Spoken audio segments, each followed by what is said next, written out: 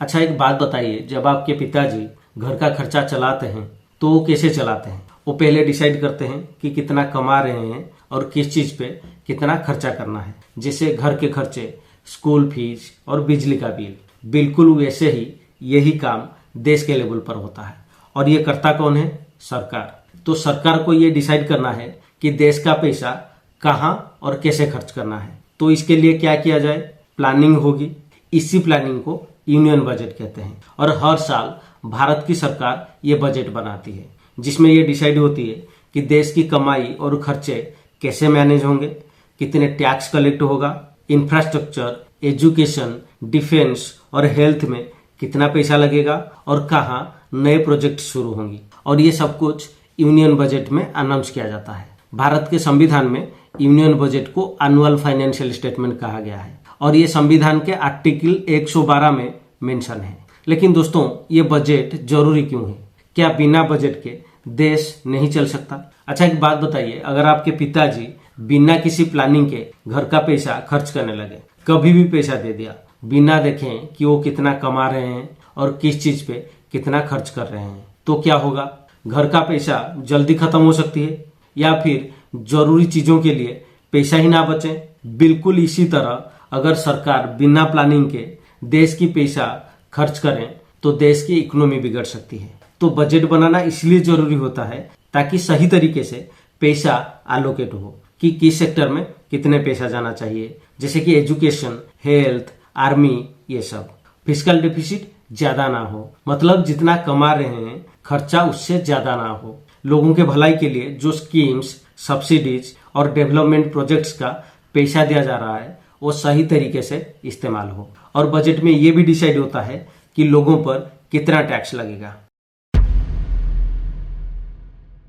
दोस्तों, union budget के अंदर दो मेन पार्ट्स होते हैं, एक है रेवेन्यू बजट और एक है कैपिटल बजट। रेवेन्यू बजट क्या है? रेवेन्यू बजट के अंदर डेली इनकम और डेली एक्सपेंसेस कवर होती है। इसमें भी दो पार्ट होते हैं, रेवेन्यू इनकम और रेवेन्यू एक्सपेंडिचर। और रेवेन्यू बजट ये बताती है कि गवर्नमेंट का इनकम कैसे होती है, जैसे कि टैक्सेस, जो सरकार का सबसे बड़ा इनकम सोर्स है।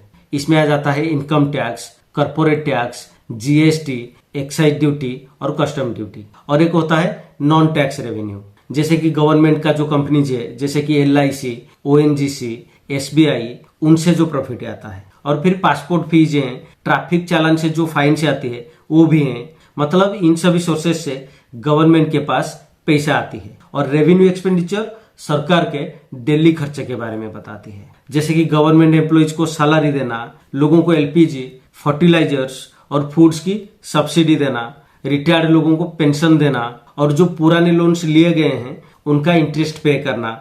अब ये कैपिटल बजट क्या होता है? अच्छा एक बात बताइए, अगर आपके पिताजी नए घर लेने की प्लान कर रहे हैं तो क्या मंथली सैलरी से वो डायरेक्टली घर खरीद लेंगे? नहीं ना, उसके लिए लोन लेनी पड़ेगी। तो नए घर के लिए ये जो लोन लेके जो इन्वेस्टमेंट किया जा रहा है, ये काम लॉन्ग टर्म के लिए है या फिर शॉर्ट टर्म के लिए? लॉन्ग टर्म के लिए। बिल्कुल इसी तरह गवर्नमेंट भी नए प्रोजेक्ट्स और इन्वेस्टमेंट के लिए पैसा लगाती है। तो ये सब आ जाता है कैपिटल बजट के अंदर। कैपिटल बजट में भी दो पार्ट होते हैं, कैपिटल इनकम और कैपिटल एक्सपेंडिचर। कैपिटल इनकम के अंदर आ जाता है लोन्स, जो सरकार अलग अलग बैंक्स और दूसरे कंट्रीज से लेती है। पब्लिक सेक्टर कंपनीज के शेयर बेचकर जो पैसा आती है वो भी है। गवर्नमेंट भी कुछ लोन्स देती है, वो भी है। तो ये सब आ जाता है कैपिटल इनकम के अंदर। कैपिटल एक्सपेंसेस क्या है? सरकार इंफ्रास्ट्रक्चर प्रोजेक्ट्स पर खर्चा करती है, जैसे कि रोड्स, रेलवेज और एयरपोर्ट्स बनाना। डिफेंस इक्विपमेंट खरीदती है, जैसे कि फाइटर जेट्स, टैंक्स और मिसाइल्स। स्कूल्स और हॉस्पिटल के डेवलपमेंट के लिए भी खर्चा करती है। तो ये सब आ जाता है कैपिटल एक्सपेंडिचर के अंदर। अब मान लीजिए कि आपकी पॉकेट मनी है 1000 रुपीज, आप उसमें से 700 रुपया खर्चा कर लेते हैं और 300 रुपया बचा लेते हैं, या फिर पूरा का पूरा 1000 रुपीज खर्चा कर लेते हैं। या फिर ऐसा भी हो सकता है कि खर्चा आ जाएगा 1200 रुपया, तो 200 रुपया कहां से लोगे? कहीं से उधार लोगे।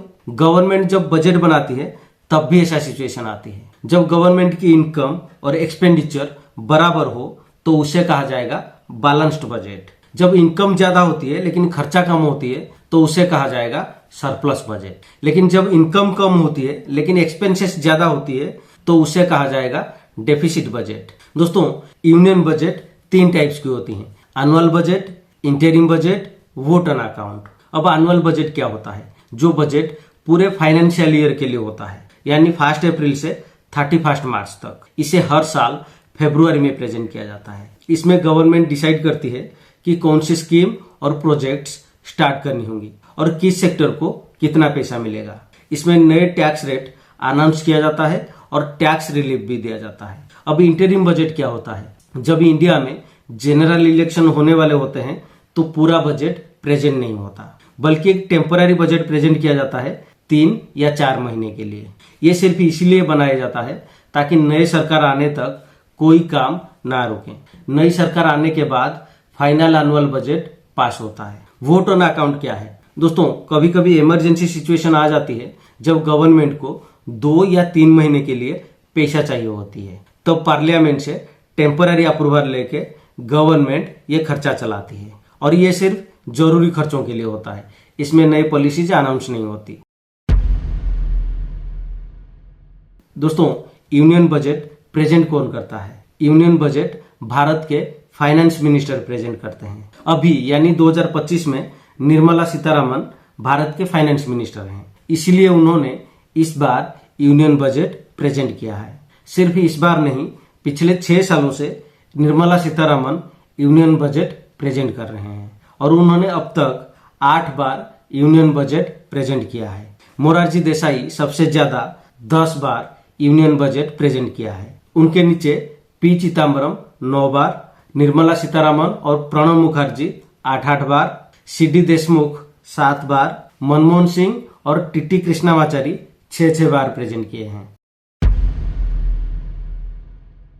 दोस्तों, बजट एक दिन में डिसाइड करके नहीं बनाया जाता है। बजट बनाने का एक प्रॉपर प्रोसेस होता है जो 6-7 महीना लग जाता है। सबसे पहले फाइनेंस मिनिस्ट्री क्या करती है कि सभी मिनिस्ट्री, स्टेट्स और यूनियन टेरिटोरी से उनकी फंडिंग रिक्वायरमेंट मांगती है। उसके बाद सभी लोग अपनी जरूरतों के मुताबिक फंड रिक्वेस्ट भेजते हैं। इसके बाद फाइनेंस मिनिस्ट्री इन रिक्वेस्ट को एनालाइज करती है और उसके बाद डिसाइड करती है कि किसको कितना पैसा दिया जाएगा। फाइनेंस मिनिस्ट्री ये भी देख रही होती है कि पैसा आएगा कहां से, कितना टैक्स कलेक्ट होगा, पब्लिक सेक्टर इंडस्ट्री से प्रॉफिट कितना होगा।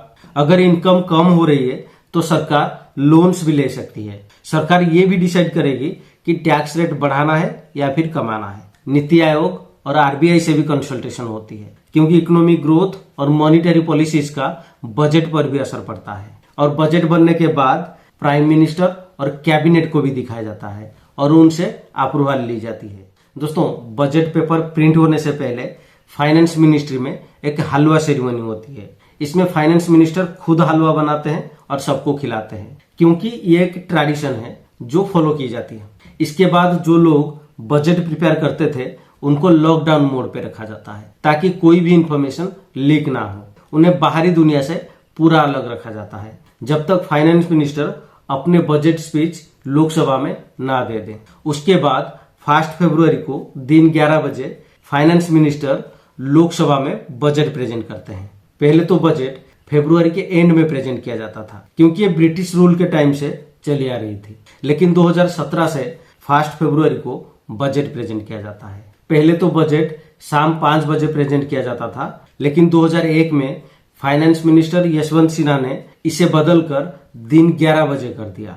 2018 तक बजट को एक लीदर ब्रीफकेस में लेके आने का परंपरा था, लेकिन 2019 में फाइनेंस मिनिस्टर निर्मला सीतारमण ने इसे बदलकर लेदर ब्रीफकेस की जगह बही खाता का यूज किया, जो एक लाल कलर का फोल्डर है। 2021 में पहला डिजिटल बजट लाया गया जो पेपरलेस बजट थी। इसमें पेपर की जरूरत नहीं पड़ी, ये एक टैबलेट पर प्रेजेंट किया जाता है।